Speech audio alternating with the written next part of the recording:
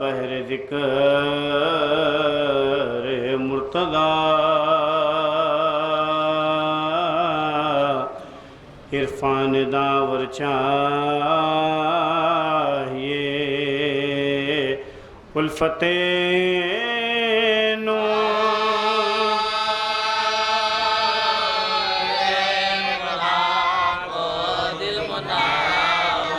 الفت شاہ ولایت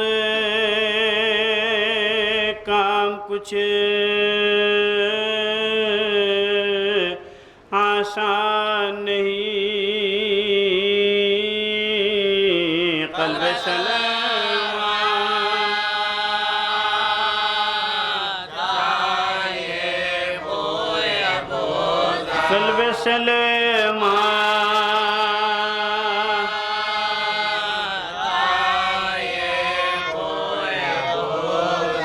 آتی ہے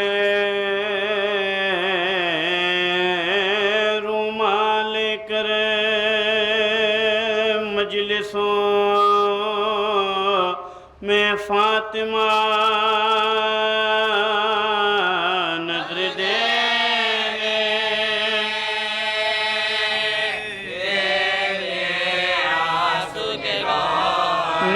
دینے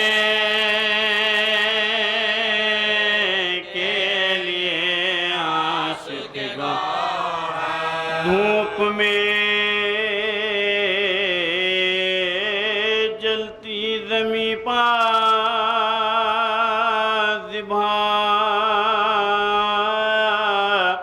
ہوتے ہیں حسین دامن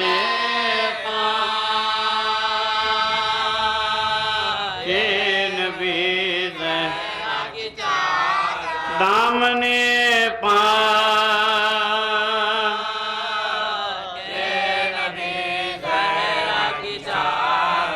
کہتے تھے آپ جنہیں راحت ملے وہ اور ہے ہم غریبوں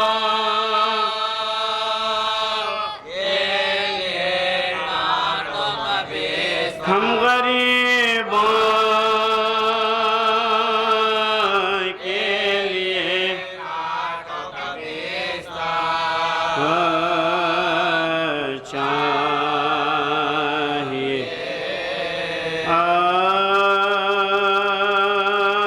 سر پیٹوں آج موسیے جعفر ہوا شہید ابن علی وہ ابن پیمبر ہوا شہید غربت میں آقا میں بے پر ہوا شہید لو مومنوں کا ذات لو مومنوں کا ذات مرے بروا شہید پلوایا غیر بادے شہ قاسوام کو ہارون رشید نے مارا امام اس طرح سے بیان کروں ظلم اہل کی افسوس پیٹ بھر کبھی کھانا ملا نہیں فاقے پا فاقہ کرتا تھا احمد کا جانشین زندہ میں 14 سال میں بو شاہدی طاقت نہ تھی ذرا بھی خود و قیام کی حالت تھی امام علیہ السلام بھی امت نبی کو نہ حضرت نے بددعا ہر وقت شہ کے لب پر شکر کبریا سندھی کے تازیانوں کی ہر روزی جفا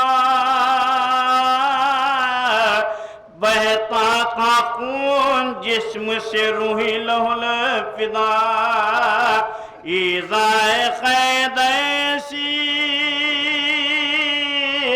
کسی نے سہی نہیں بیداد طرح کے دے پر القصہ زہرا کو انگور میں دیا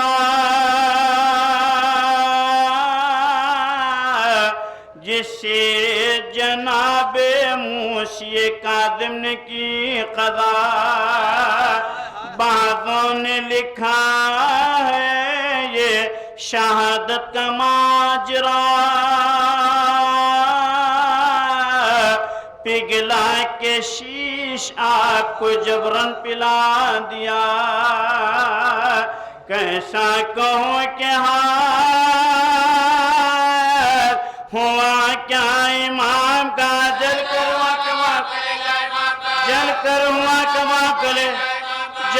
ہوا کما کلے جائے امام گل پڑ گیا کہ موسی کاظم نے کی قضا لاشے کو لا کے جسر پادان رکھ دیا اور چہرے امام سے کپڑا ہٹا دیا دو روز یوں ہی لاش کا چہرہ کھلا رہا تھی لاش بے کفن شے عالی مقام کی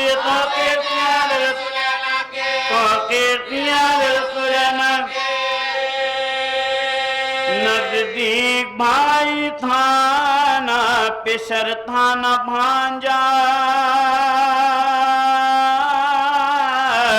تنہائی میں یہ ظلم و ستم و مصیبت دو روز تک تو جسر پا لاشا پڑا رہا میت پر رونے والا بھی ہے کوئی صدمے اٹھا کے ہائے جہاں سے گزر گئے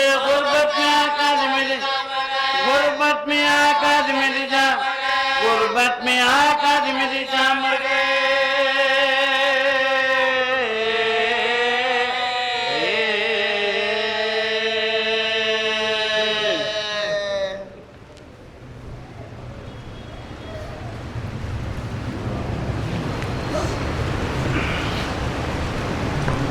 صلوات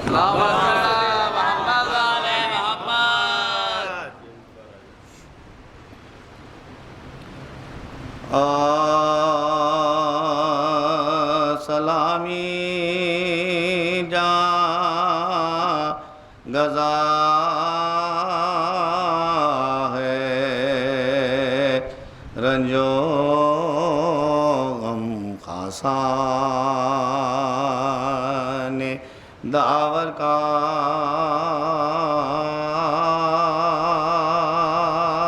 خلق سبتین کا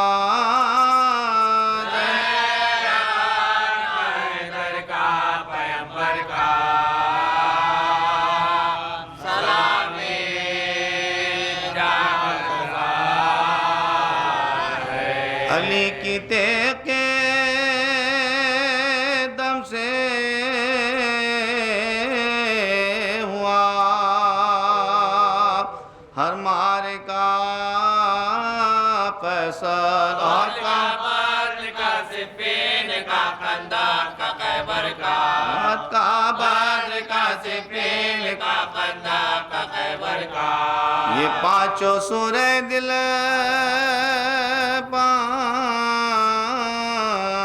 جتن کی شان میں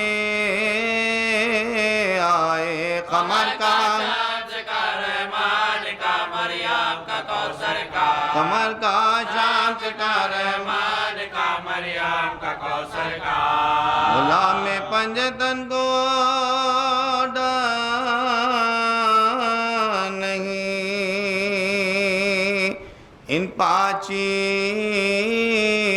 کا اجر کا جاگنے کا قبر کا برزخ کا محشر کا اجل کا جاگنے کا قبر کا برزخ کا محشر کا ہمارے واسطے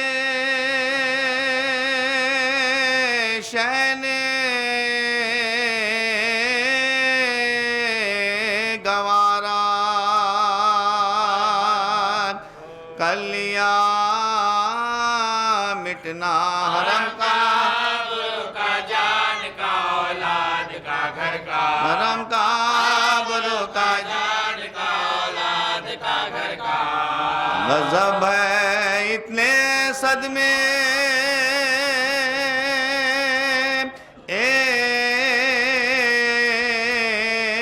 ایک جانے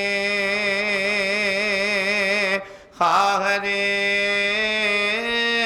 شہ پر رضا کا قید کا بچوں کا قبر کا برادر کا رضا کا قید کا بچوں کا قبر برادر کا سکینہ لے گئی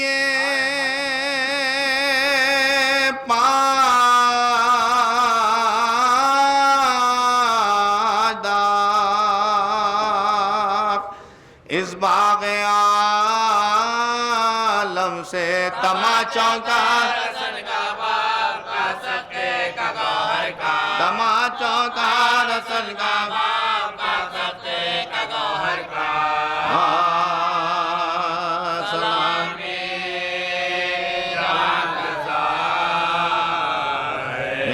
رنجو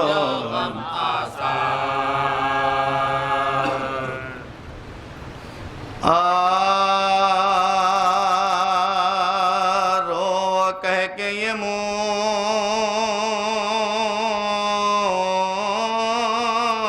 موسیے کاظم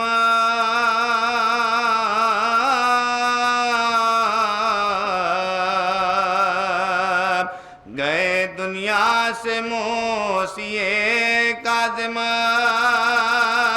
صدمے سہ سہ کے موسیے کاظم مر گئے مر گئے ہائے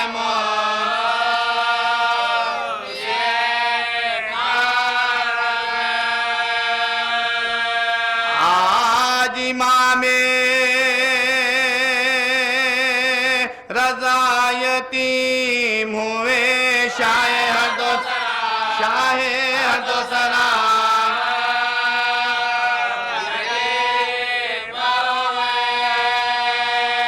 اہل بیت رسول روتے ہیں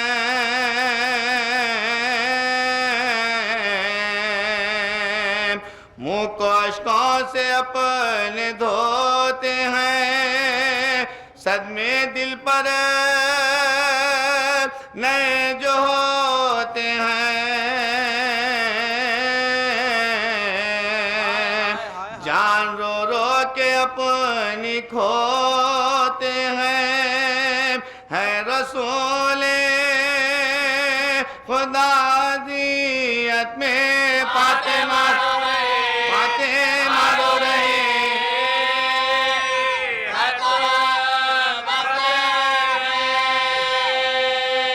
جو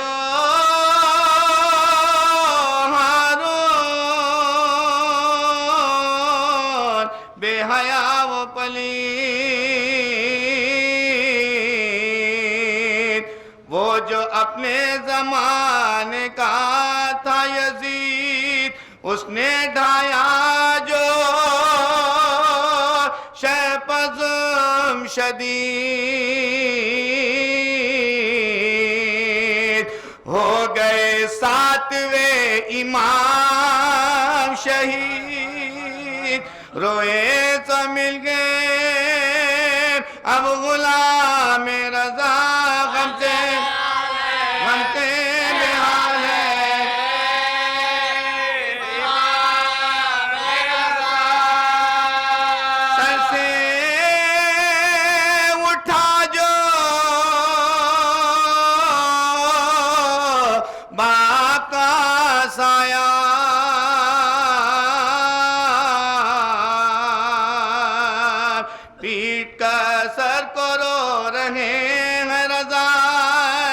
غم سے بےحال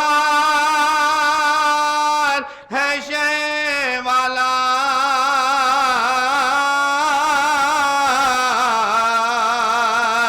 یاد آنے لگی ہے کربلا دھوپ میں ہے جو خستہ تلاشا دو دنوں سے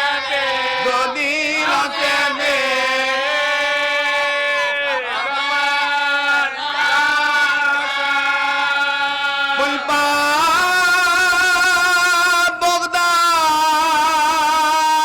بغداد کے ہے لاش پڑی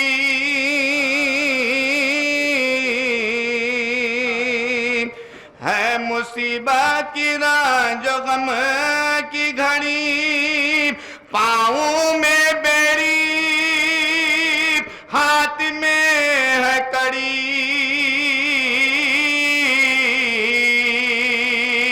دو دنوں سے نہیں ہے لاش گڑی ساتھ بیٹا ہے اور نہ بھائی ہے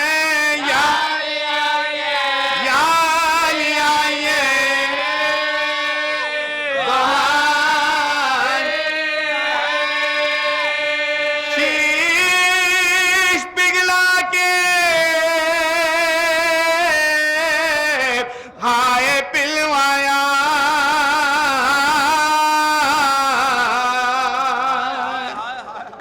جس سے جلنے لگا گلا سارا حلق میں ہائے پھنس گیا شولا آ گیا تھا زبان پر چھالا حلقے کا زیب کا جل گیا ہے آگ سے دل پگھل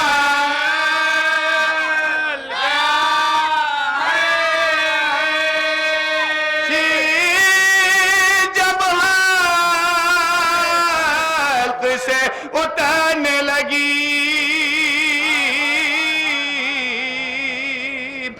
حلق کو کاٹنے کترنے لگی رگ ہر ایک جسم کی بکھرنے لگی ارے آگ سینے سے جب گزر حال تھا یہ ہمارے مولا کا جل گیا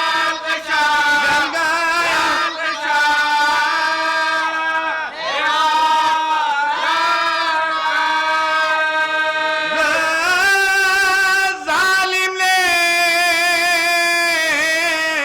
بے سبب ڈھایا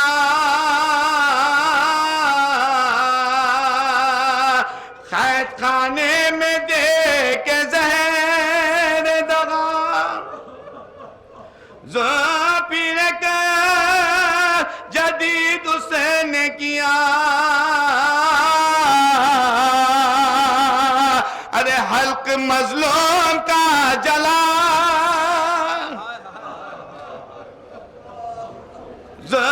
پیر جدید اس نے کیا حلق مظلوم کا جلا ڈالا یہ اذیت بھی ہے نہیں ڈھائی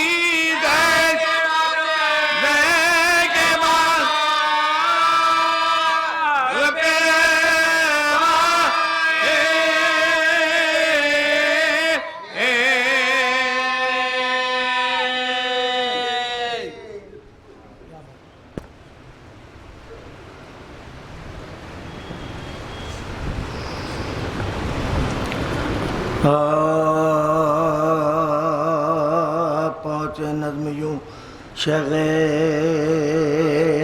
ذیشان کے سامنے جس طرح پائے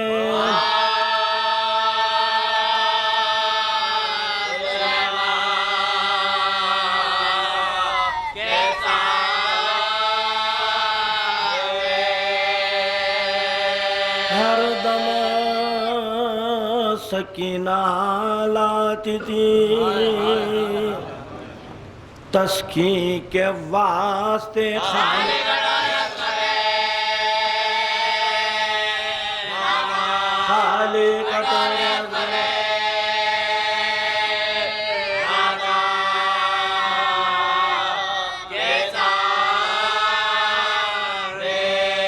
رو کر بہن سے کہتے تھے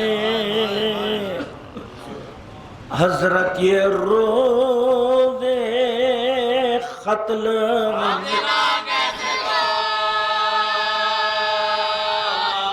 ہم ذبح ہوں گے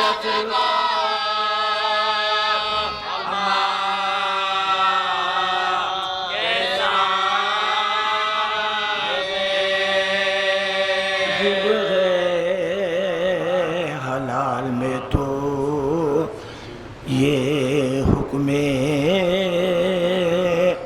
رسول ہو حیوان کا خون بہاونا حیوان کے سامنے واہ حسرتا کہ فاطمہ سر پیٹتی رہی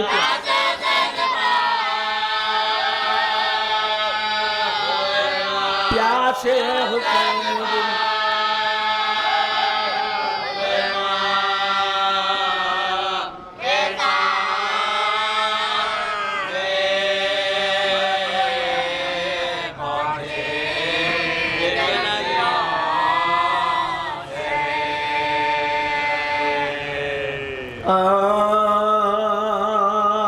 سب تھم گئے مگر نہ تھما شمر بشیم سر پہ لگا رکھا ہر سینہ دبا تو اور بھی تڑپے شہمر شورے بادنا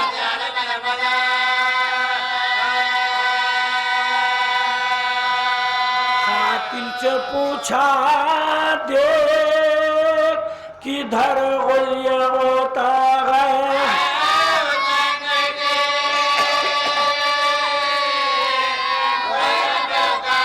گئے حسین کہتے کوئی رنگ گئے حسین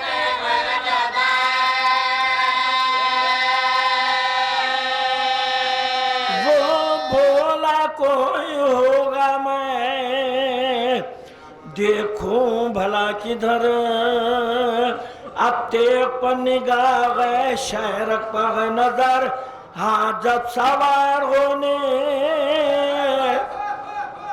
لگا تھا میں سینے پر سائدانی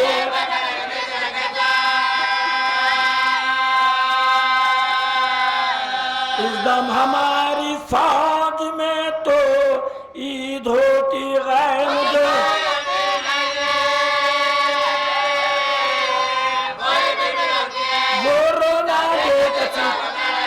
وہ رونا بے کسی وہ تھر تھرانا دل کا وہ تھر تھرانا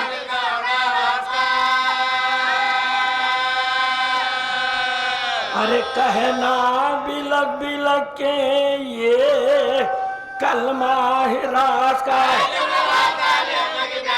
اے شمرواس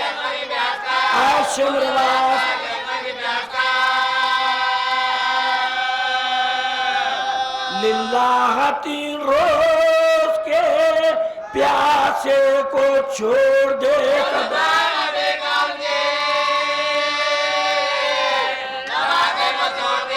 شمر مائے گلے چل گالو شمر مائے گلے چل گالو شمر مائے گلے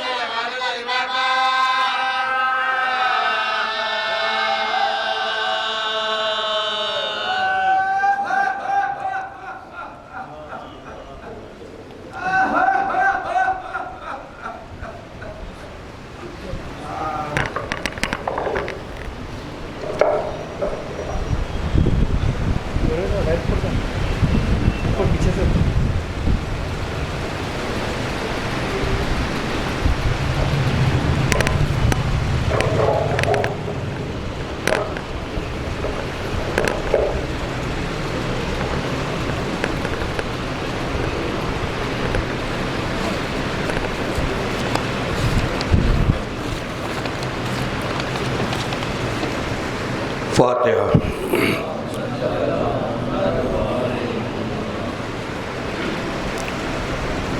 آج ہوئے موسی کاظم شہید،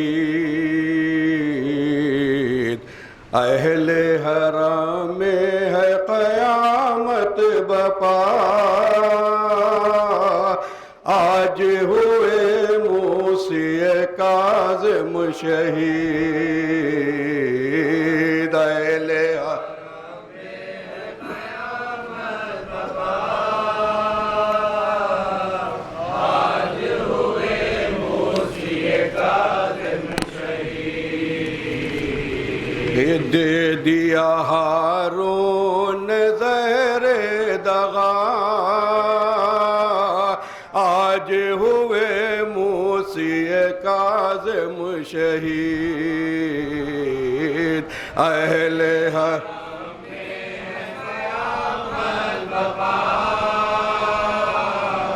آج ہوئے موسی کاظم شہید، دشمن آل نبی ہارون رشید، دشمن آل نبی ہارون رشید، دے دیا مظلوم کو زہر شدید، دے دیا مظلوم کو زہر شدید، کھاتے ہی بس ٹکڑے کلیجہ ہوا۔ آج ہوئے موسی کاظم شہید، اہل حرم میں ہے قیامت بپا۔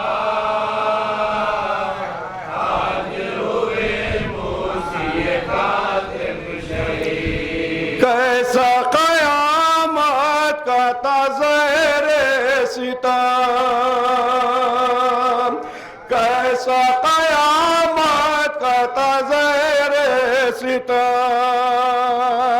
آ گیا تھا شہ کے بدن پر ورم، آ گیا تھا شہ کے بدن پر ورم، جسم سے زنجیروں کو کاٹا گیا۔ آج ہوئے موسی قید میں مولا کو جو دیکھا کوئی،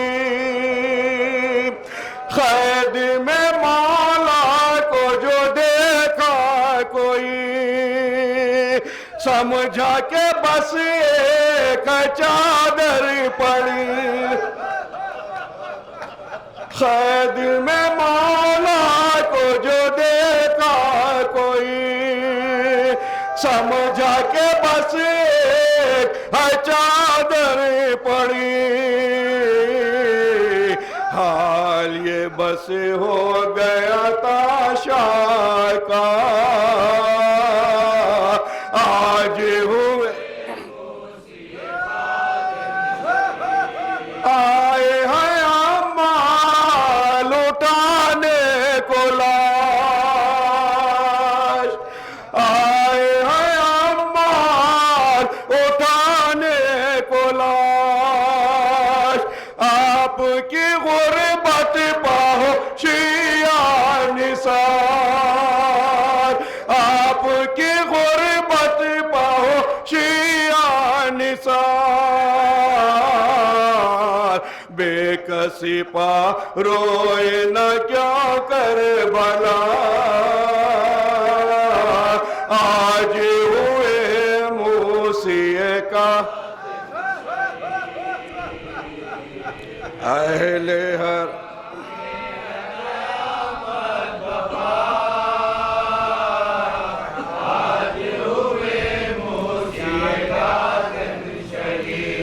پیٹتے سر قبر سے نکلے نبی، خاک اڑاتے ہیں علی ولی، فاطمہ دیتی ہے یہ رو کر صدا، آج ہوئے حال عجب خیر میں مولا کا تھا، حال عجب خیر میں مولا کا تھا، دیکھ کے دربان بھی خود رو دیا، دیکھ کے دربان بھی خود رو دیا، فرش پہ جیسے کہ ہے کپڑا پڑا، آج ہوئے موسی لکھیے مجاب اب یہ جگر تام کرے، لکھیے مجاب اب یہ جگر تام کرے، ارے رکھ دیا لاشا پل بغداد پر، رکھ دیا لاشا پل بغداد پر، رکھ دیا لاشا پل بغداد پر، 3 شب و روز تلاشا پڑا، آج ہوئے موسی کاظم شہید۔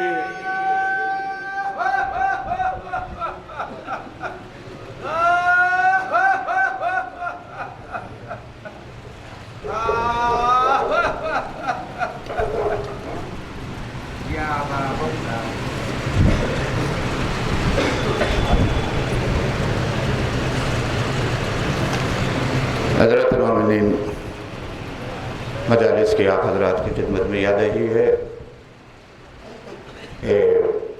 24 تا 28 رجب کی مجالس خمسہ بعد نماز مغربین حزب عادت قدیم حسینیہ نوابینائے جنگ بہادر میں منعقد ہوں گی۔ خادم عاشر خانہ پیسران مسلم کوچہ داراب جنگ کی جانب سے آپ مومنین کی خدمت میں ان مجالس خمسہ میں پابندی وقت کے ساتھ شرکت کا معرضہ ہے، اور ان مجالس خمسہ سے مہمان ذاکر حجت الاسلام مولانا مہدی حسن بہشتی صاحب قبلہ بعنوان خاص خطاب فرمائیں گے۔ پابندی وقت کے ساتھ مجالس بعد نماز مغربین آغاز ہوں گی، اور آج یہاں کی مجلس کے بعد شب میں 10 بجے کاظمیہ عاشر خانہ حسینی علم کوکا کی ٹٹی بزم تسکین زینب کی جانب سے اسی امام کی شہادت کی مجلس منعقد ہوگی۔ ذاکر اہل بیت مولانا اعجاز فرخ صاحب قبلہ اس مجلس سے خطاب فرمائیں گے۔ بزم تسکین زینب کی جانب سے آپ مومنین کی خدمت میں اس مجلس اعزاز میں بھی شرکت کا معرضہ ہے، اور کل 25 رجب 4 حیدری ہائٹس روبرو لال مٹی کی درگاہ اسی شہادت کی مجلس منعقد ہوگی۔ حجت الاسلام مولانا سید لقمان حسین موسوی صاحب قبلہ اس مجلس سے خطاب فرمائیں گے۔ فرزندان سید مشتاق حسین موسوی صاحب کی جانب سے آپ مومنین کی خدمت میں اس مجلس میں شرکت کا معرضہ ہے۔ 5-7 پابندی وقت کے ساتھ گلشن باخری حسین نگر کالونی میں مجلس اعزاز منعقد ہوگی۔ حجت الاسلام مولانا سید زوار حسین رضوی صاحب قبلہ اس مجلس سے خطاب فرمائیں گے۔ میر واجد علی باخری اور ان کے فرزند کی جانب سے اس مجلس اعزاز میں شرکت کا معرضہ ہے۔ بعد نماز مغربین ہمارے شہر کی نہایت خدیم مجلس بادشاہی عاشر خانے میں بنا کردہ ذاکر اہل بیت مولوی میر یاسین علی موسوی صاحب مرحوم مغفور منعقد ہوگی۔ ذاکر اہل بیت مولانا مہدی علی ہادی صاحب قبلہ اس مجلس سے خطاب فرمائیں گے۔ فرزندان مرحوم شرکت کے متمنی ہے۔ شب میں ٹھیک 8:30 بجے ہمارے شہر ولایہ علی عزائے حسین کی ایک اور نہایت خدی مجلس بنا کردہ شاعر شاہ ولایت علی اللہ مقامہ کاظمیہ متصل نہدی کیفے منڈی میر عالم منعقد ہوگی۔ جانشین آفتاب دکن مولانا سید حیدر زیدی صاحب قبلہ اس مجلس سے بعنوان خاص خطاب فرمائیں گے۔ سواری علم مبارک اٹھائی جائے گی۔ فرزندان شاعر شاہ ولایت علی اللہ مقامہ شرکت کے متمنی ہے۔ وہاں کی مجلس کے بعد شب میں 10 بجے عاشق خانہ کاظمی کوٹلی عالیجہ میں سید وقار نقوی صاحب شرکت کے متمنی ہے۔ ذاکر خامس آل ابا سید ضیاء عباس نقوی صاحب قبلہ اس مجلس سے خطاب فرمائیں گے۔ اور 26 رجب کو ایک محفل کی یاددہی ہے۔ شب میں 9 بجے ولادت با سعادت ثانی زہرا شہزادی جناب زینب سلام اللہ علیہا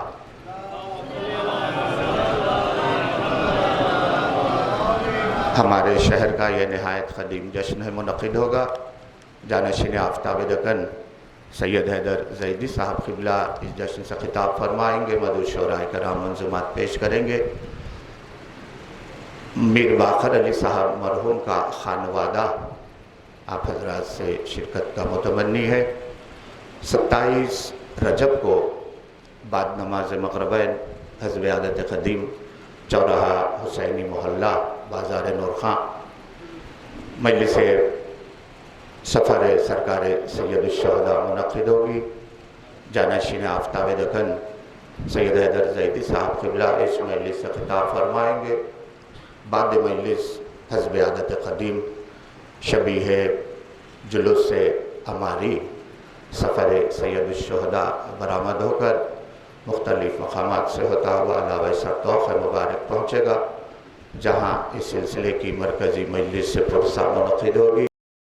عذاب سلسلہ پہلی برسی سید مصطفیٰ الموسوی المعروف نادر نواب علی اللہ مقامہ منعقد ہوگی۔ حجت الاسلام مولانا بلندبر محمد وآل محمد۔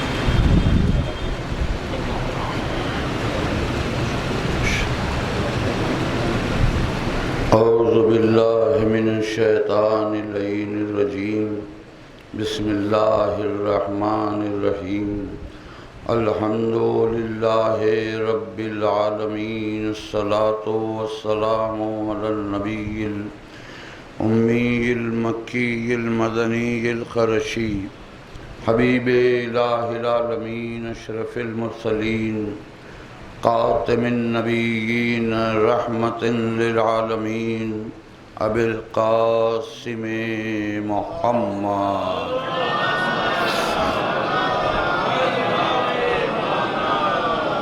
وعلی وارث علم النبیین حاکم یوم الدین رئیس العارفین سید الوصیین قائد الغر المحجلین خاتل الکفار والمشرکین خاطئ الناکسین والقاسطین مصداق کل شیء احصیناہ فی امام مبین الشجاع الغضنفر قاسم طوبى وصخر میزان الاعمال مخلب الاحوال وجہ اللہ الذی من آمنا بہی یمنا نفس اللہ القائمہ اذن اللہ الوعیہ عین اللہ الناظرہ حجت اللہ البالغہ الامام نجم الثاقب امام المشارق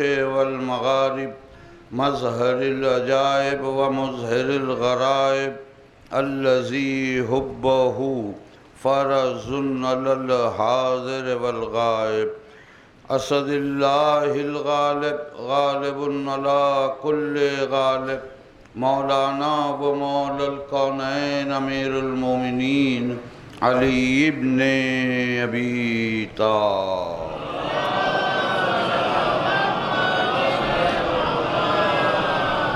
وأهل بيته الطيبين الطاهرين المعصومين المظلومين الذين أذهب الله عنهم الرجس وطهرهم تطهيرا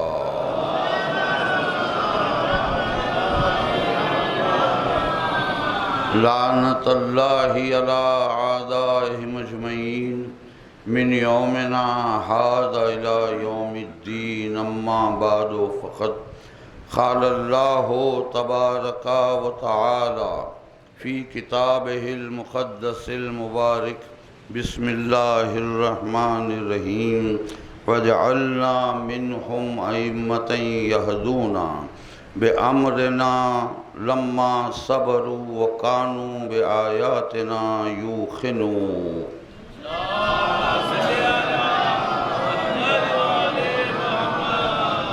عزیزان گرامی، پروردگار عالم اپنے کلامی بلاغت نظام میں یہ ارشاد فرما رہا ہے کہ ہم ہی ان میں سے امام بناتے ہیں کہ جو مصائب میں صبر کرتے ہیں، ہمارے ہی حکم سے ہدایت کرتے ہیں اور ہماری آیتوں پر دل سے کامل یقین رکھتے ہیں۔ صلوات ارشاد فرمائیں حضرت اللہ۔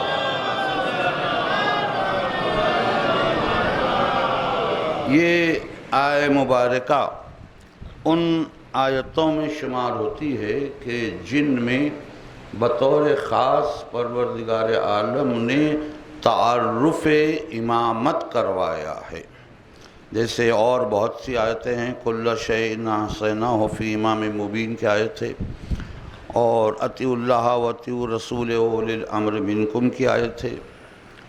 یا ایھا الذین آمنوا اتقوا اللہ وکونوا مع الصادقین کی آیت ہے۔ ایسی بہت سی آیتیں ہیں جہاں الگ الگ رخ سے، الگ الگ زاویوں سے پروردگار عالم نے تعارف کروایا ہے کہ امام کیا ہوتا ہے اور امام کی کیا خصوصیات ہوتی ہیں اور امام کس طرح کا ہوتا ہے، امام کو کیسا ہونا چاہیے، شرائط ہے امام ہونے کی۔ اب دنیا والے اگر امام بنا لیتے ہیں تو ان کی مرضی وہ بنا بھی لیتے، ان کی مجبوری یہ ہو جاتی ہے، وہاں آ کر وہ مجبور ہو جاتے ہیں کہ وہ کسی کو امام تو بنا لیتے ہیں، لیکن کل شیء والا امام کہاں سے لائیں گے؟ تو دنیا والوں نے جن کو امام بنایا ان کی حالتیں تو ایسی رہتی ہیں کہ جو اللہ کی طرف سے امام ہوتا ہے وہ کائنات کا نگہبان ہوتا ہے۔ مولا کائنات امیر المومنین علی ابن ابی طالب علیہ السلام نے جو مولا کے الخاب ہیں، ید اللہ ہے، عین اللہ ہے، لسان اللہ ہے، اس کی تفصیل میں ایک مقام پر کہا کہ مجھے عین اللہ اس لیے کہا اللہ نے کہ میری آنکھوں سے اللہ دیکھتا ہے اور میں کائنات کا نگہبان ہوں، کائنات کی نگرانی کرتا ہوں۔ تو جو امام اللہ کی طرف سے ہوتا ہے اس کی نگاہوں سے ایک لمحہ بھی بچ کے نہیں جا سکتا۔ اور دنیا والے جن کو امام بنا لیتے ہیں ان کا حال تو یہ ہوتا ہے کہ ماضی تو ماضی، مستقبل تو مستقبل، حال کی انہیں خبر نہیں ہوتی، ان کی نظروں کے سامنے بہت کچھ ہو جاتا ہے، ان کو پتہ ہی نہیں چلتا۔ ان کی مجبوریوں کی تو خیر ایک بڑی تفصیلی فہرست ہے کہ جگہ جگہ پر وہ عاجز نظر آتے ہیں۔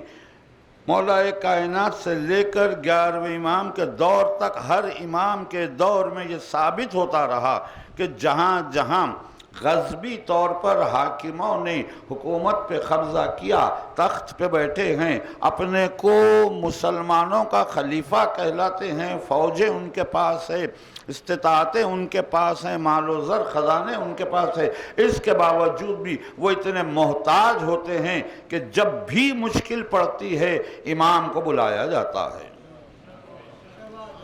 معمولی باتوں کے لیے۔ بڑی باتیں تو چھوڑے آپ، میں اس کی تفصیل میں مجھے جاننا نہیں، مجھے صرف تعارف امامت کے سلسلے میں عرض کرنا ہے کہ اس آیت میں، مختصر سی آیت میں، پروردگار عالم نے جن چیزوں کو جمع کیا ہے، یہ آیت ایسی معجز نما ہے کہ ایک مختصر سی آیت میں اللہ نے کئی چیزوں کو پیش کیا ہے۔ تو قرآن کو جو معجزہ کہا جاتا ہے، اس کے لیے یہی ایک آیت کافی ہے سمجھنے کے لیے کہ جو خدا ایک مختصر سی آیت میں کئی چیزوں کو جمع کر سکتا ہے، کیا وہ پوری قرآن میں ساری چیزوں کو جمع نہیں کر سکتا؟ یقیناً کر سکتا۔ اس نے دعویٰ بھی کیا ہے، دعویٰ سچ بھی ہے کہ ہم نے ہر خشک و تر کو قرآن میں جمع کر دیا ہے۔ تو یہ معجزہ اسی لیے ہم کہتے ہیں کہ معجزہ ہے ایسا کہ بہت ہی جامع طور پر اللہ نے ساری چیزوں کو قرآن میں جمع کر دیا ہے۔ اس آیہ مبارکہ میں بھی بڑی تفصیل ہے، ہم اتنی تفصیل میں تو جایا نہیں جا سکے گا اپنے مقررہ وقت کے اندر۔ ہم یہ دیکھتے ہیں، نظر ڈالتے ہیں کہ اس آیہ مبارکہ میں کن کن چیزوں کو پیش کیا گیا ہے۔ پوری آیت کی تفصیل تو ممکن نہیں ہے، لیکن یہ کہ بظاہر ہمیں 4 باتیں نظر آتی ہیں اس آیہ مبارکہ میں۔ پہلی بات ہے وَجَعَلْنَا، یعنی ہم ہیں، ہم نے مقرر کیا ہے، ہم بنائیں گے۔ تو جب بھی خلافت و امامت کے تقرر کی بات آئی ہے، اللہ نے اس کی نسبت اپنی جانب دی ہے۔ کسی کو حق نہیں ہے امام بنانے کا یا ہادی مقرر کرنے کا سوائے اللہ کے۔ یعنی اللہ نے بھی جسے اپنا ہادی بنایا ہے ان کو بھی حق نہیں دیا، بلکہ وہ بھی اللہ ہی کے حکم سے اپنے جانشین کا اعلان کرتے ہیں۔ کہیں تاریخ میں نہیں ملے گا کہ کسی نے آدم سے لے کر پیغمبر تک کہیں یہ نہیں ملے گا کہ انہوں نے کہا اپنی طرف سے کہا ہو کہ میں مقرر کر رہا ہوں، بلکہ ہمیشہ یہ کہتے ہوئے نظر آئیں گے کہ حکم الہی ہے۔ چنانچہ غدیر میں بھی یہی ہوا، حکم الہی تھا نا جس کے پیغمبر نے پیش کیا کہ میرے بعد کون میرا جانشین ہوگا، کون میرا خلیفہ ہوگا۔ تو آپ پہلی خلافت کو یاد کریں جب اللہ نے کہا کہ انی جاعل فی الارض خلیفہ، کہ میں اب زمین پر خلیفہ مقرر کرنا چاہتا ہوں۔ جب ملائکہ کے درمیان یہ اعلان ہوا تو انہوں نے اعتراض کیا، پروردگار کیا تو چاہتا ہے کہ زمین پہ فساد ہو؟ چونکہ وہ غیر معصوم تھے لہذا اعتراض کر دیا، مگر اللہ نے اعتراض کو یہ کہہ کے ٹھکرا دیا کہ جو میں جانتا ہوں وہ تم نہیں جانتے، اس لیے کہ خلافت و امامت کے لیے شرط عصمت ہے، اور کون معصوم ہے کون معصوم نہیں ہے یہ مجھ سے بہتر کوئی نہیں جان سکتا ہے، یہ مجھ سے بہتر کوئی نہیں جان سکتا۔ لہذا امامت و خلافت کے تقرر کا حق صرف اور صرف پروردگار عالم کو۔ صلوات ارشاد فرمائے حضرات باواز۔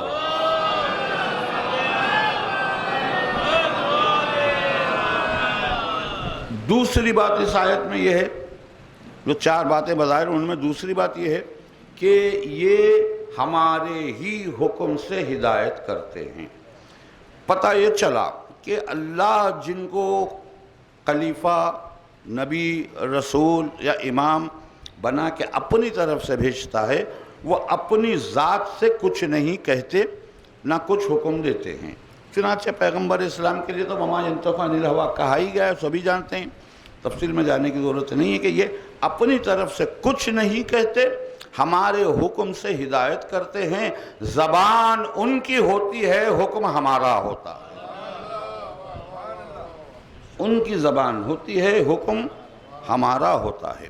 تیسری چیز اس میں یہ بتائی گئی لما صبر، کہ یہ صبر کرتے ہیں دشمنوں کی جانب سے، مخالفین کی جانب سے، حالات کی طرف سے، لاکھ مخالفت کی آندھیاں چلے، ان کے قدم کبھی لڑ کھڑاتے نہیں ہیں، یہ ہمیشہ ثابت قدم رہتے ہیں اور حالات کیسے ہی ہوں یہ صبر کرتے ہیں۔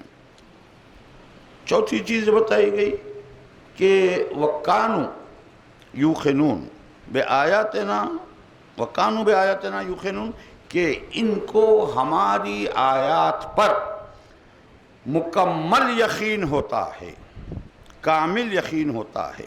تو یہ ان کو جنہیں اللہ نے اپنی طرف سے ہدایت کے لیے بھیجا ہے، یعنی جو ہمارے امام ہوتے ہیں، ان کی یقین کی منزل وہ ہوتی ہے کہ جن میں کمی بیشی کی کوئی گنجائش نہیں ہوتی ہے، نہ کبھی ان کے یقین میں رمق برابر کمی ہوتی ہے، نہ ان کے یقین میں کبھی اضافہ ہوتا ہے۔ چنانچہ مولا کائنات کا مشہور قول آپ کے ذہن میں ہے کہ اگر میری نگاہوں کے سامنے سے حجابات ہٹا بھی دیے جائیں تو علی کے یقین میں کوئی اضافہ نہیں ہوگا۔ یہاں ہمارے لیے فخر کی بات یہ ہوتی ہے کہ ہمیں جو یقین حاصل ہے، ہم اس در سے یقین حاصل کرتے ہیں، ہم ان ہستیوں سے یقین حاصل کرتے ہیں جن کے یقین پر اللہ گواہی دیتا ہے، جن کے یقین کی خدا گواہی دیتا ہے، ہم ان سے یقین حاصل کرتے ہیں، اس لیے ہمارا یقین بہت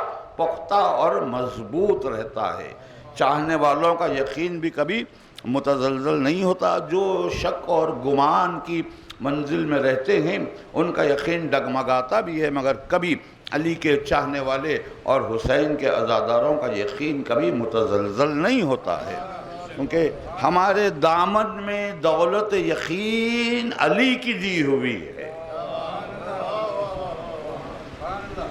تو ہم مکمل طور پر، کیونکہ بات عقیدے کی ہے، توحید کی ہے، تو جیسے عقیدہ ہمارا توحید پر ہوتا ہے، من و ان وہی عقیدہ ہمارا نبوت و امامت پر ہوتا ہے۔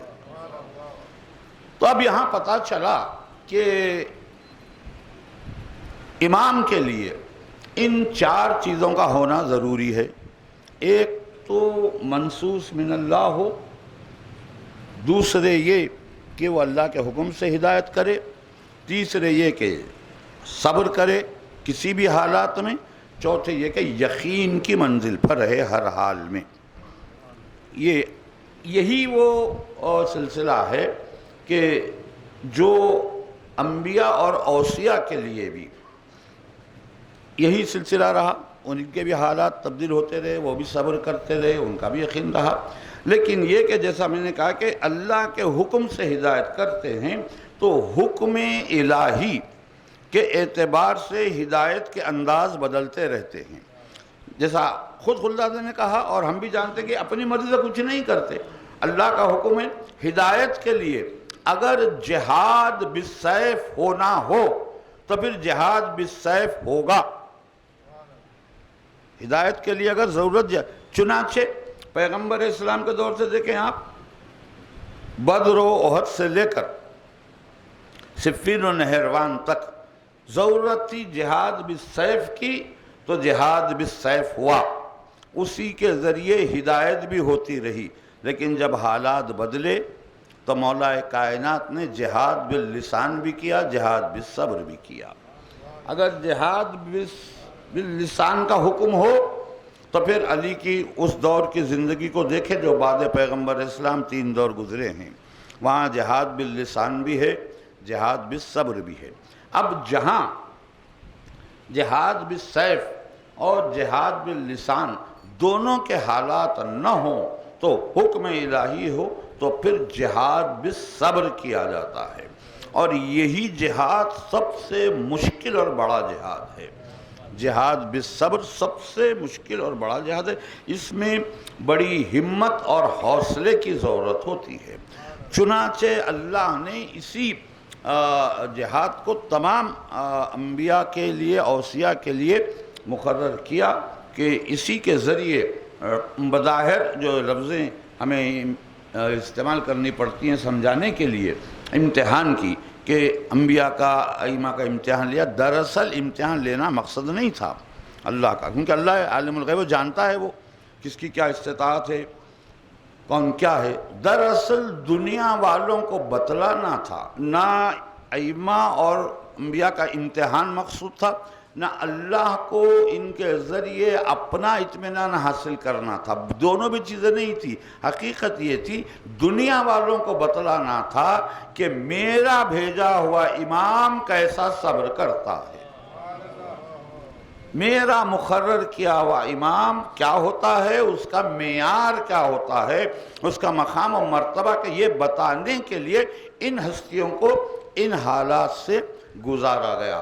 چنانچہ ایک پوری بڑی تفصیل ہے، میں تفصیل میں گئے بغیر ایک فقرے میں عرض کر دوں آپ کی خدمت میں کہ اب آج کل ایک بات چلیے، ویسے یہ موضوع بہت پرانا بھی ہے لیکن ان دنوں تھوڑا سا واٹس ایپ پہ آپ دیکھتے ہیں، یوٹیوب وغیرہ پہ مختلف بحث ہو رہی ہے، بالخصوص پاکستانی چینلز پر، کہ غیر لوگوں کو، اہل سنت کو اعتراض ہے کہ شیعہ حضرات جو ہے وہ ائمہ کو، یعنی اماموں کو، ہمارے مولا کائنات سے لے کر ہمارے دور حاضر کے امام قائم آل محمد امام زمانہ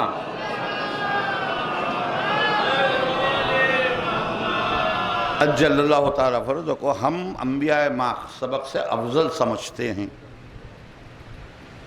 یہ اعتراض ان کا ہے۔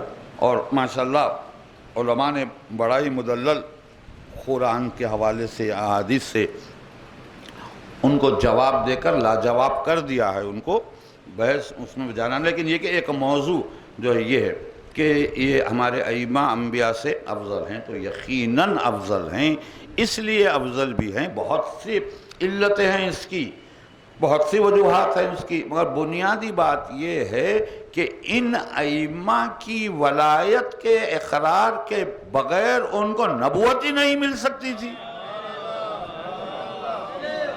آدم سے لے کر عیسیٰ تک کے انبیاء کو نبوت ملی اقرار ولایت علی اور ائمہ کی بنیاد پر۔ توحید و نبوت تو تھی ہی تھی، لیکن اس وقت تک کوئی نبی نہیں بنا جب تک کہ وہ اقرار ولایت علی نہ کر لیا ہو، تو پھر کیسے افضل نہیں ہوں گے؟ اب جو اس کے بعد دلیلیں ہیں ان میں بڑی تفصیل ہے، لیکن جیسا میں نے کہا میں ایک فقرے میں عرض کر دوں کہ تمام انبیاء نے صبر کیا بے شک، لیکن ایک منزل ایسی ضرور آئی جہاں انہوں نے اللہ کی بارگاہ میں فریاد کی۔ یہ ایک تاریخ ہے پوری۔ آدم کئی 100 برس روتے رہے، اور پھر وہ موقع آیا جہاں دعا کی انہی کے وسیلے سے، ائمہ کے وسیلے سے۔ تو جن کی دعا ائمہ کے وسیلے کے بغیر قبول نہیں ہو سکتی ہے، وہ اور ائمہ برابر کیسے ہو سکتے ہیں؟ وہ اور امام برابر کیسے ہو سکتے ہیں؟ نوح کے لیے بہت صبر کیا، لیکن جب کشتی ایسے ڈولنے لگی کہ معلوم ہوتا تھا کہ اب ڈوب جائے گی، تو نوح نے نوحہ کیا، تو پھر کشتی نوح پر دست مبارک مولا کائنات آ گیا۔ نوح کی کشتی کو کنارہ کیسے ملا؟ کنارہ نہ ملتا کشتی نوح کو اگر علی کا ہاتھ نہ ہوتا۔ ایوب بہت روئے، بہت تڑپے، تو اللہ نے اولاد عطا کر دی۔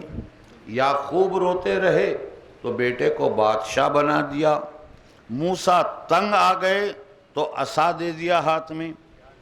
عیسیٰ سولی پہ آ کے مدد کے طلبگار ہوئے تو عیسیٰ کو سولی سے اٹھا لیا اللہ نے۔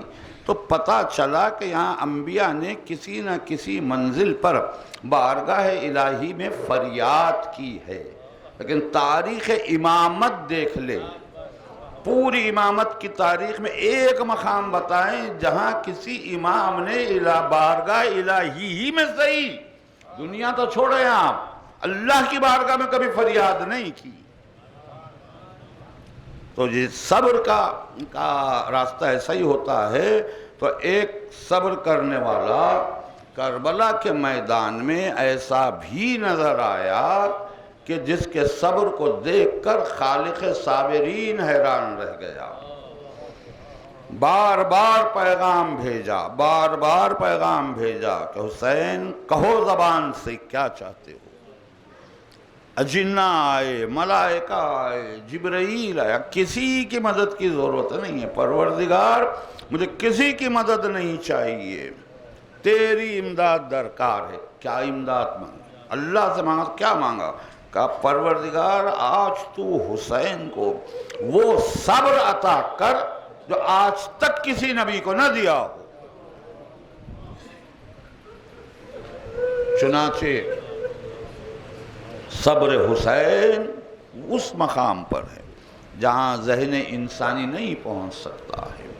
اسی صابر حسین کے گھر میں ایک اور صابر ہمارے ساتویں امام موسیٰ بن جعفر الکاظم علیہ السلام کا ظہور ہوا۔ امام سے متعلق بھی کچھ باتیں عرض کرنی ہوتی ہیں، اس لیے میں نے اتنی تمہید جو آپ کے سامنے عرض کی وہ تعارف امامت کے لیے تھی، یہ بتانے کے لیے کہ ہمارا امام ہر حال میں فرائض امامت کے حق کو ادا کرتا ہے۔ یہ بات ذہن میں رہے کہ ایسا بالکل بھی نہیں ہو سکتا کہ ہمارے ائمہ نے کبھی فرائض کے حق کو ادا کرنے میں کوئی کمی بیشی کی ہو، اور مساوات ایسے ہیں کہ کوئی ہو امام، یہ نہیں ہے کہ چھٹے امام نے ایسا کیا تو ساتویں امام نہیں کر سکتا۔ ہر امام وہی کام کر سکتا ہے جو پہلے امام نے کیا ہے۔ یہ اس کی تفصیل میں اگر جاؤں تو بڑی تفصیل ہو جائے گی، لیکن یہ بتانا ضروری ہے کہ جیسے حالات رہے ویسے ہمارے ائمہ نے فرائض امامت کے حق کو ادا کیا، جس طرح کے حالات رہے ہیں جیسے بھی ہوں۔ لیکن یہ کہ دور بدلتے رہے تو حالات بھی بدلتے رہے۔ تاریخ کا اگر آپ مطالعہ کریں تو آپ کو پتہ چلے گا کہ ایک امام کی زندگی کے جو حالات تھے اس کے فوری بعد جو دوسرا امام آیا تو وہ حالات بالکل مختلف ہو گئے، بالکل ہی مختلف ہو گئے۔ اس کی واضح مثال کربلا ہے۔ بعد حسین، دیکھیے حسین کی شہادت کی بنیاد طلب بیعت ہے نا، ہے کہ نہیں؟ طلب بیعت نہیں کی اس لیے قتل کر دیا گیا۔ جب طلب بیعت پر حسین کو قتل کیا گیا تو پھر چوتھے امام سے بیعت کیوں نہیں مانگی گئی؟ کیوں نہیں طلب کی گئی بیعت چوتھے امام سے؟ کیا وجہ تھی؟ حالات ایک دم کیسے بدل گئے؟ کیوں؟ ان کو اندازہ ہو گیا کہ طلب بیعت پر جو واقعہ رونما ہوا، سید سجاد سے بھی اگر بیعت طلب کی جائے گی تو پھر ایک اور کربلا ہوگی۔ ایک ہی کربلا میں وہ اتنے شکست خوردہ ہو گئے تھے کہ دوسری کربلا کو برداشت نہیں کر سکتے تھے۔ اسی بات کو نیئر صرفی صاحب نے ان کے درجات پروردگار اعلیٰ سے اعلیٰ فرمائیں، عجیب شعر کہا کہ تیز رفتار سے چلتا ہوا بیعت کا سوال تھا نا بیعت کا، تیز رفتار سے چلتا ہوا بیعت کا سوال، 2 قدم بھی نہ چلا عابد بیمار کے ساتھ۔ کہاں گیا بیعت کی سوال؟ بیعت کی تو خبر بن چکی تھی کربلا میں۔ تو اتنے حالات یوں مختلف ہوتے گئے ہیں ہر امام کے دور میں۔ چوتھے امام کے بعد 5ویں امام اور چھٹے امام کے حالات بالکل مختلف تھے۔ ظاہری حکومتیں آپس میں لڑ رہی تھی، بنی امیہ بنی عباس میں رسہ کشی تھی۔ 7ویں امام کا دور آتے آتے بنی عباس کی حکومت مستحکم ہو چکی تھی۔ اب یہاں 7ویں امام کی زندگی میں بھی حالات بہت ہی مختلف رہے، اور امام کی زندگی کے جو بے شمار واقعات ہیں ان میں ایک واقعہ بہت مشہور ہے۔ میں وہ واقعہ اختصار سے عرض کروں گا، لیکن مجھ سے ایک نتیجہ مجھے حاصل کرنا ہے، اس لیے میں واقعہ عرض کر رہا ہوں۔ اسی طرح تھوڑی سی تمہید کل کی مجلس میں بھی رہتی ہے۔ شاعر ولایت ہمیں محترم حضرت مرتضیٰ سلیم صاحب کی بنا کردہ مجلس کل جو ہوگی 8:30 بجے کاظمیہ منڈی میرا عالم میں، تھوڑی سی زحمت آپ کے لیے، بہت تفصیلی، نہ یہاں بھی اتنی تفصیل ہے نہ وہاں بھی اتنی تفصیل نہیں ہوگی۔ امام کی جو زندگی کے واقعہ تھا ان میں جناب علی ابن یقطین کا واقعہ بہت مشہور ہے، بہت مشہور واقعہ ہے کہ چاہنے والے تھے اور بہت محبت کرنے والے تھے امام سے، بڑی عقیدت رکھتے تھے، اور امام کو بھی ان پر بڑا اعتماد تھا۔ وہ ہارون کے دربار میں وزیر تھے اور ہارون ان کو بہت عزیز رکھتا تھا۔ اب تاریخ کے مطالعے سے تو یہی پتہ چلتا ہے کہ اسے اس بات کا علم نہیں تھا کہ علی ابن یقطین مولا کے چاہنے والے ہیں، شیعہ ہیں، اسے اس کا علم نہیں تھا۔ لیکن وہ بہرحال ان کا کردار، ان کا کام اور ان کی جو وزیر تھے اس سلسلے میں جو ان کی خدمتیں تھیں اس سے بہت متاثر تھا، تو بڑا عزیز رکھتا تھا۔ تو ایک مرتبہ ان کے کام سے خوش ہو کر اس نے ایک درم و دینار سے بڑی بھری تھیلی اور ایک خلت فاقرہ جسے کہتے ہیں، بہت بھاری قسم کی خلت ان کو دی۔ تو انہوں نے جناب علی ابن یقطین کو دی، تو انہوں نے اپنے غلام سے وہ درم و دینار کی تھیلی بھی اور وہ خلت، یہ دونوں چیزیں امام کے پاس بھیج دی، امام کو دے دیا تحفے میں۔ تو امام نے اس وقت تو رکھ لیا، کیونکہ امام جانتے ہیں وہ جو غلام جس سے علی ابن یقطین نے بھیجایا تھا وہ قابل اعتبار نہیں تھا، وہ دے کر چلا گیا۔ امام نے اپنے خاص غلام سے وہ تھیلی تو رکھ لی درم و دینار کی اور مستحقین میں تقسیم کر دی۔ ہمارا امام تو کبھی کسی کے دیے ہوئے پیسے کو رکھتے نہیں تھے، امام طے شدہ بات ہے، اسی وقت سب کو مستحقین کو تقسیم کر دیا۔ وہ خلت یہ کہہ کر غلام سے علی ابن یقطین کے پاس بھیج دی کہ ان سے کہو کہ اس کو حفاظت سے رکھے۔ اس وقت ان کی سمجھ میں نہیں آیا۔ چند دن کے بعد وہ غلام جس کے ذریعے علی ابن یقطین نے خلت اور پیسے امام کے پاس بھیجے تھے، اس کی کسی گستاخی پر انہوں نے اس کو معزول کر دیا، علی ابن یقطین نے اس کو نکال دیا۔ تو حسد اور جلن تو تھی پہلے، جا کے اس نے ہارون سے شکایت کر دی کہ تم کو پتہ نہیں، تم نے جو خلت دی تھی، پیسے دیے تھے، وہ انہوں نے امام کے پاس بھیج دیے ہیں، وہ شیعہ ہیں، وہ چاہنے والے ہیں، انہوں نے امام کو بھیج دیے۔ تو بہت یقینی طور پر بہت ہی وہ غیظ و غضب میں آ گیا اور فوراً علی ابن یقطین کو بلا کے کہا کہ تم نے ایسا کیا، وہ خلت کہاں ہے؟ تو انہوں نے کہا کہ وہ آپ کی دی ہوئی چیز ہے، میرے لیے بڑی معتبر ہے، تو میں نے اسے حفاظت سے ایک صندوق میں رکھا ہے۔ تو وہ کہا منگوایا جائے، صندوق منگوایا گیا، دیکھا خلت ویسے ہی موجود ہے۔ اسی وقت اس جو شکایت کرنے والے غلام کو تاریخ میں ہے کہ 100 کوڑوں کی سزا دی گئی، 50 کوڑے کھانے کے بعد وہ واصل جہنم ہو گیا۔ اس وقت جب امام نے اس سے اپنے قاض غلام سے وہ خلت بھیجی تھی، اس وقت علی ابن یقطین کو پیغام دیا تھا کہ علی سے کہو کہ ہمارا حکم ہے، میں توجہ چاہوں گا یہاں سے آپ کو، کہ وہ وضو اب سنیوں کی طرح کریں، اہل سنت کی طرح وضو کریں۔ تو چاہنے والے تھے، ایک لمحے کے لیے سوچا تو صحیح کہ بھئی امام غلط وضو کا حکم دے رہے ہیں، لیکن امام ہے تو کوئی نہ کوئی مصلحت ہے، لہذا انہوں نے ویسے ہی وضو کرنا شروع کر دیا۔ چند دن کے بعد پھر یہ ہوا کہ ایک اور درباری غلام نے شکایت کی ہارون سے کہ یہ شیعہ ہیں اور یہ اس طرح سے امام کے چاہنے والے ہیں، تو طے یہ ہوا کہ یہ دیکھا جائے گا کہ یہ وضو کیسے کرتے ہیں۔ تو ایک مرتبہ جب نماز کا وقت آیا اور علی ابن یقطین نے وضو کے لیے پانی طلب کیا، تو کمی گاہ پہ آ کر خود ہارون نے دیکھا تو وہ ویسے ہی وضو کر رہے تھے جیسے وہ لوگ کرتے ہیں۔ پھر اس کو غصہ آیا تو اس نے اس غلام کو معزول کر دیا۔ اب یہاں پر یہ بات ختم ہو گئی کہ اب کوئی شک اس کو نہیں رہا علی ابن یقطین کے سلسلے میں۔ فوراً امام نے پھر غلام سے کہلا بھیجا کہ علی ابن یقطین سے کہو کہ وہ پھر شیعوں کی طرح وضو کرے، کیونکہ امام کا بھی مقصد ہو چکا تھا۔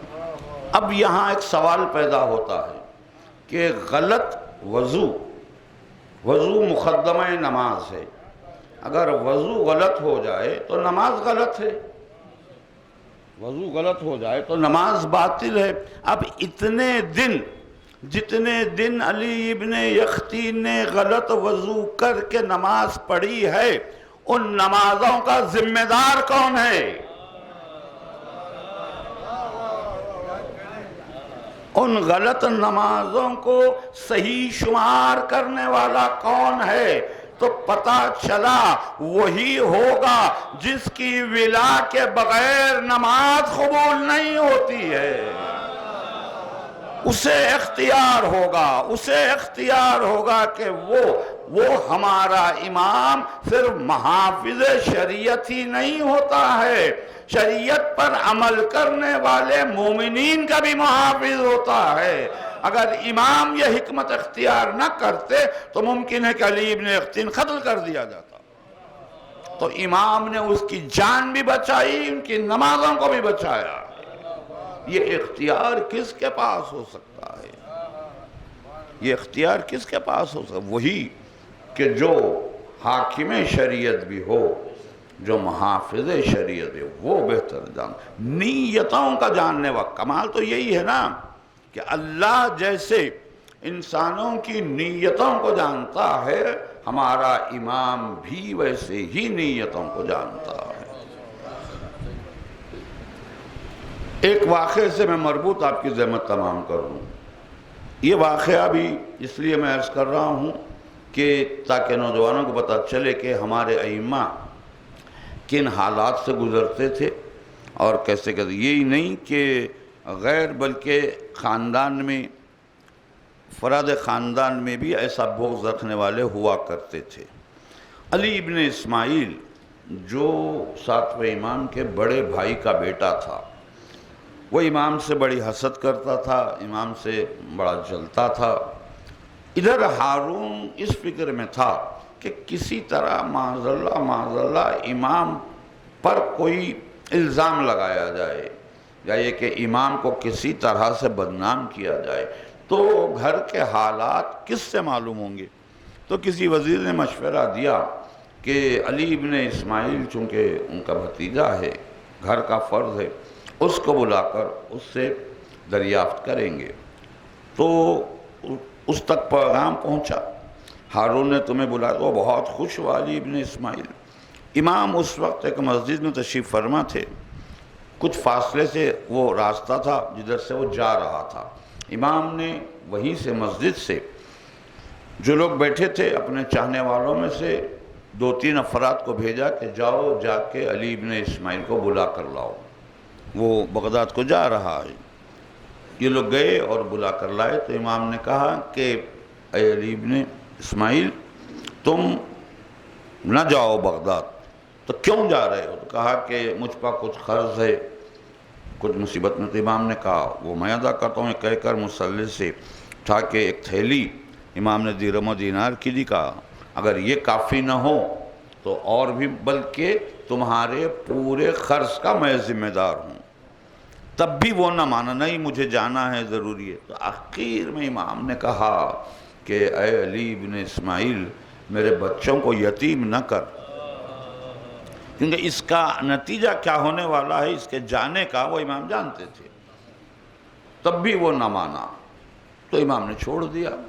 چاہنے والوں نے کہا کہ فرزند رسول اس قدر دشمن ہے آپ کا وہ، اور آپ کے ساتھ ایسا سلوک کیا ہے، پھر بھی آپ اس کے ساتھ نیکی کرتے رہے ہیں۔ تو امام نے فرمایا سنو اور یاد بھی رکھو، میرے جد پیغمبر نے کہا ہے کہ اگر کوئی تمہارا عزیز بھی تمہارے ساتھ بدسلوکی کرے تو تم اس کے ساتھ نیکی ہی کرتے رہنا۔ 3 مرتبہ تم اس کا نیکی کرنا، تیسری مرتبہ بھی وہ باز نہ آئے تو اب اللہ کہہ رہا ہے کہ میں اس کا حساب لوں گا۔ تم نے تو اپنا حق ادا، تم 3 مرتبہ اس کا نیکی کر چکے، لیکن وہ باز نہ آیا تو اب میں اس کا حساب لوں گا۔ تو اس لیے ہمارے پاس تعلیمات میں یہی ہے کہ ہم اپنے رشتہ داروں سے، اقارب سے کیسے پیش آئیں، ان کے ساتھ کس طرح رہیں، یہ پورا ایک موضوع الگ ہے۔ لیکن یہ کہ جب وہ چلا گیا، ملاقات ہوئی، تو اس نے یہ کہا کہ مجھے حیرت ہے کہ ایک ملک میں 2 بادشاہ کیسے رہتے ہیں۔ اس کو بھڑکا رہا ہے ہارون کو، علی ابن اسماعیل، اس کا کیا مطلب ہے تمہارا؟ تو کہا کہ وہاں تو موسیٰ کاظم کی حکومت ہے، لوگ ان کے اطراف جمع ہو رہے ہیں، مجھے خوف ہے کہ کہیں وہ لوگ جمع ہو جائیں تو تمہاری حکومت ختم نہ ہو جائے۔ تو جب اس طرح کی باتیں کی تو ہارون کے دل میں یہ بات آ گئی کہ نہیں اب امام کو کسی نہ کسی طرح اذیتیں دی جائیں، تکلیفیں، ان کو بہرحال آزاد نہ رکھا جائے۔ تو یہ بات ہونے کے بعد اس نے اسے کافی رقم دی، روایت کا لفظ ہے کہ تھیلیوں میں درہم و دینار دیے۔ ان تھیلیوں کو وہ کھول بھی نہیں سکا۔ اسی وقت اس کے شکم میں اتنا درد ہوا کہ آنتیں باہر نکل آئیں اور وہ واصل جہنم ہو گیا۔ پیسے کے لالچ میں امام کی دشمنی کو جو ظاہر کیا تو اس کا انجام یہ ہو گیا کہ وہ اس پیسے کو وہ دیکھ بھی نہیں سکا، لیکن ہارون کے دل میں تو وہ بات گھر کر چکی تھی۔ چنانچہ اب امام کو جو اذیتیں دینے کا سلسلہ شروع کیا تو پھر وہ سلسلہ ایسے رہا کہ جس کی تفصیل بیان ہی نہیں کی جا سکتی۔ وہ تکلیفیں، وہ اذیتیں جو امام کو دی گئی ہیں، کچھ تو تاریخ میں لفظوں کی شکل میں موجود ہیں عزادارو، مگر میں یہ کہتا ہوں کہ کسی لغت میں وہ لفظ نہیں ہیں جو اس بات کی شرح کرے کہ ہمارے اس امام پر کیا مصیبتیں گزری۔ دیکھیے، ہر امام کے لیے حالات الگ رہے، ہر امام کے لیے مصیبتیں اور مصائب رہے ہیں۔ بعد واقع کربلا اب کسی میں جرت نہیں تھی کہ تلوار لے کر سامنے آتا، تو وہ اب پس پردہ سازشیں کرنے لگے، دھوکے سے اذیتیں دینے لگے، ائمہ کو طرح طرح سے ستانے لگے۔ اس امام کے لیے قید و بند اور بھی ائمہ کے لیے رہی ہے، ہمارے لیے 11ویں امام کو بھی قید میں رکھا گیا، 10ویں امام کو بھی رکھا گیا، لیکن ہر ایک کی مدت الگ رہی ہے۔ اس غریب کے لیے تاریخ نے بتایا، اس امام کے لیے یہی بتایا گیا کہ 14 سال سے لے کر 21 سال تک کی روایت ہے، مختلف قید خانوں میں امام کو قید رکھا گیا۔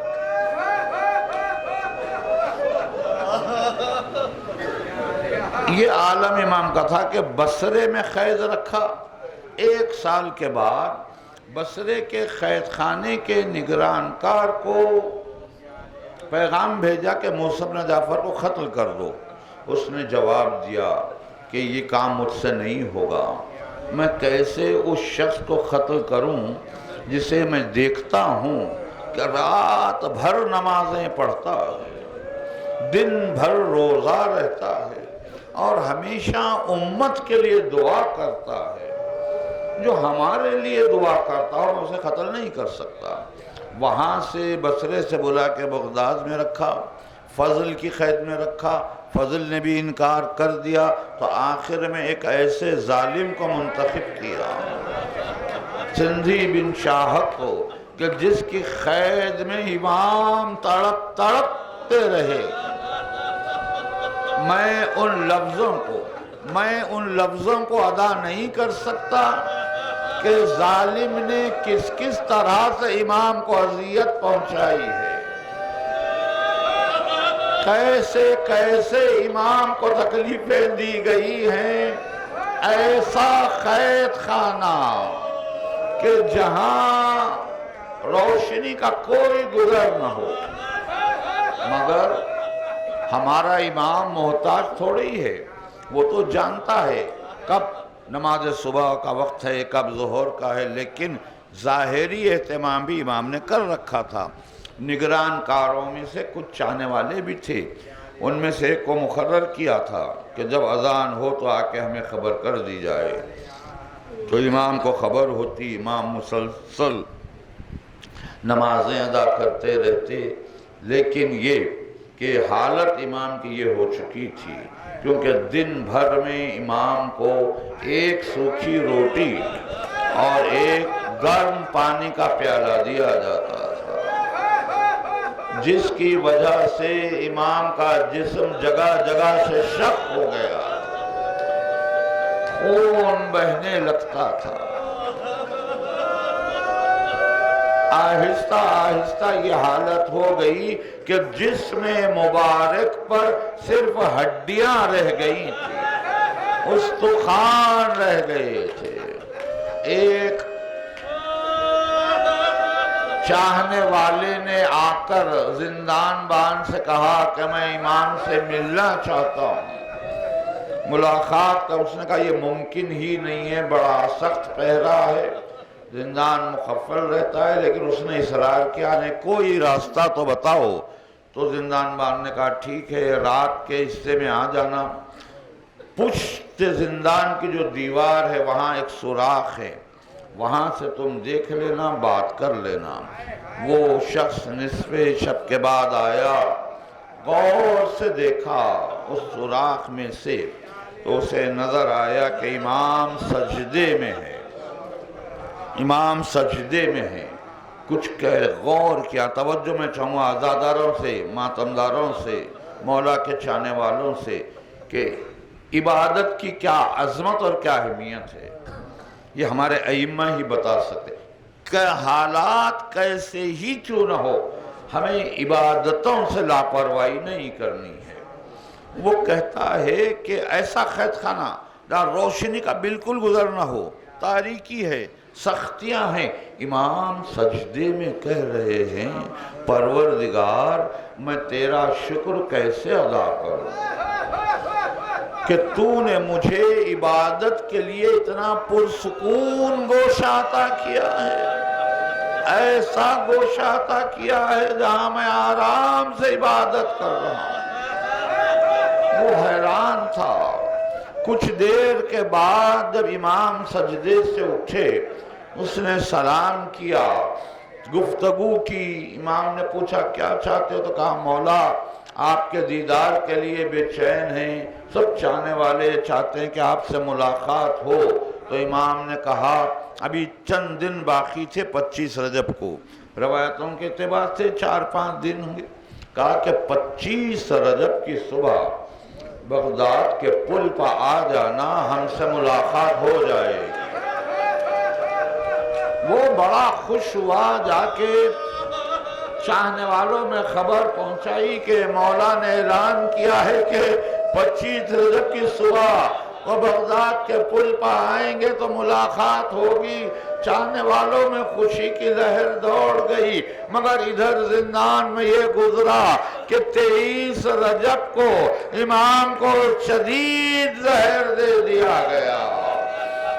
اب اس زہر کا اثر ایسے ہونے لگا کہ کبھی امام کا جسم نیلا ہو جاتا، کبھی زرد ہو جاتا، اور امام اب تڑپتے رہتے۔ ایک ردا چادر پر لیٹے ہوئے امام کروٹیں لے رہے ہیں۔ اس امام کی غربت کا ایک اور پہلو میں آپ کو بتا دوں، ہر امام حسین ابن علی کو چھوڑ کر ہر امام جب دنیا سے جاتا رہا ہے تو باعجاز 100 میل کے فاصلے سے باعجاز ان کا بیٹا آ جاتا تھا، آخری لمحوں میں گلے سے لگا لیتے۔ مگر اس غریب امام کی غربت یہ تھی کہ لمحے ہیں، کوئی قریب نہیں ہے، اہل و عیال مدینے میں ہے، فاطمہ سرحان تڑپ رہی ہے، پروردگارا میرے لال کو زہر دے دیا گیا۔ زنجیروں میں جکڑا ہوا امام، زنجیروں میں جکڑا ہوا امام ایڑیاں رگڑ رہا ہے۔ وہ قیامت کا لمحہ آیا، 25ویں رمضان کی صبح تھی کہ غریب نے تڑپ تڑپ کے دم توڑ دیا۔ چاہنے والوں کو خبر ہوئی، حکومت کو خبر ہوئی، تو کہا کہ اسی عالم میں امام کے لاشے کو بغداد کے پل پہ رکھ دیا جائے۔ ان کا تصور کچھ اور تھا، ان کا خیال کچھ اور تھا کہ معاذ اللہ رکھ دیا جائے گا تو جیسے عام انسانوں کی لاشوں میں تغیرات ہوتے ہیں ویسے ہوں گے تو بدنامی ہوگی. لیکن عجیب بات یہ ہوئی، ایک غربت میں آپ کو بتا دوں، یہ 8ویں امام سے روایت ہے. پوچھنے والوں نے پوچھا تھا 8ویں امام سے کہ مولا ہم کو یہ روایت ملی ہے کہ آپ کے بابا کا لاشا جب قید خانے سے نکالا گیا تو 4 بڑے بڑے اونچے پورے لوگ، مرد افراد مزدور، وہ اٹھاتے تھے. آپ کے بابا تو بہت کمزور ہو گئے تھے، صرف استخوان رہ گئے تھے. اس کے باوجود بھی وہ لوگ لاشے کو اٹھاتے، چند قدم چل کے پھر رکھ دیتے تھے، پھر اٹھاتے تھے. اس کی کیا وجہ تھی؟ تو 8ویں امام نے روتے ہوئے کہا تمہیں نہیں معلوم، میرے بابا کو اتنی وزنی زنجیریں پہنائی گئی تھی کہ 4 مزدور بھی اسے اٹھا نہیں سکتے تھے. میرا بابا ان زنجیروں میں جکڑا ہوا تھا. عزادارو جب لا کے رکھ دیا گیا پل پر لاشے کو امام کے، 2 دن تک لاشا رکھا رہا، دھوپ بھی گزرتی رہی. روایت یہ ہے کہ بارش بھی شدید ہوئی، مگر ان کے خیال کے برخلاف امام کے لاشے سے ہر طرف خوشبو پھیل رہی تھی، خوشبو بکھر رہی تھی. اس خوشبو کی وجہ سے لوگ جمع ہو رہے تھے. آ کے دیکھتے، چاہنے والے سر و سینہ پیٹنے لگے. جب پتا چلا کہ امام نے ملاقات کا وعدہ کیا تھا، ایسے ملاقات ہوئی ہے کہ امام کے لاشے کا دیدار ہو رہا ہے. حکومت سخت تھی، کون لاشا لیتا، لیکن جعفر نامی ایک شخص اپنے قافلے کو لیا ہوا آ رہا تھا. اس نے امام کے لاشے کو حاصل کر لیا، اور روایت یہ ہے کہ کئی ہزار دینار خوشبو پہ صرف کیے گئے. ہمارے 8ویں امام باعجاز آ کر اپنے بابا کو غسل و کفن دیا، نماز پڑھائی، اعلیٰ ترین کفن دیا گیا.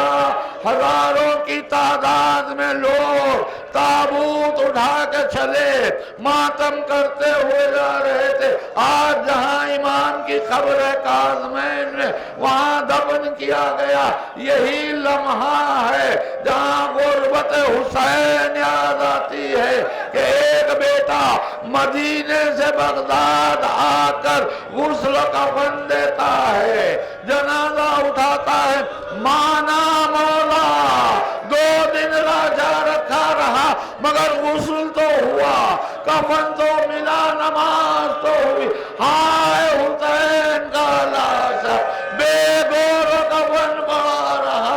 فاطمہ فریاد کرتی تھی، پروردگارا میرا گھر اجڑ گیا، میرا حسین جلتی زمین پہ پڑا.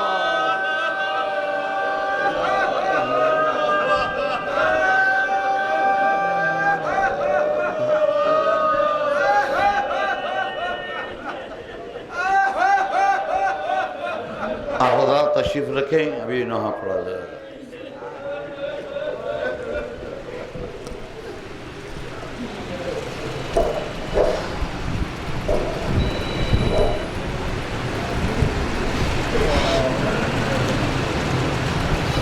اے شیر نیستان حیدر عباس، اے شیر نیستان حیدر عباس، دیتی تھی صدا زینب رو کر عباس، اے شیر نیستان حیدر عباس، دیتی تھی صدا زینب رو کر عباس، اے شیر نیستان حیدر عباس. کیا اسی دن کے لیے مانگی تھی بابا نے دعا، آ کے پردیس میں ہو جاؤ گے تم ہم سے جدا،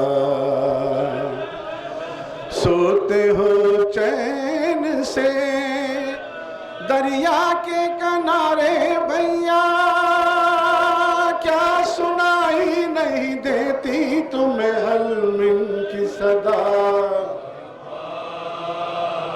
تنہا ہے کھڑے رن میں سرور، تنہا ہے کھڑے رن میں سرور، گر کے گھوڑے سے صدا، باپ کو اکبر نے جو دی، دل برے فاطمہ زہرا کی عجب حالت تھی، ہاتھ ملتے تھے کبھی گھاٹ کو تکتے تھے کبھی، تھام کر ٹوٹی کمر کہتے تھے فرزند نبی، لاؤں کیسے لاش اکبر، حال شبیر کا اب تو نہیں دیکھا جاتا، ہے کمر خم نہیں آنکھوں سے سجھائی دیتا، یہ ضعیفی یہ جوان لال کا صدمہ بھیا، یہ ضعیفی یہ جوان لال کا صدمہ بھیا، تھام لو بڑھ کے ذرا ہاتھ تمہیں بھائی کا، کھاتے ہیں ٹھوکر پر ٹھوکر، کھاتے ہیں ٹھوکر پر ٹھوکر، اے شیر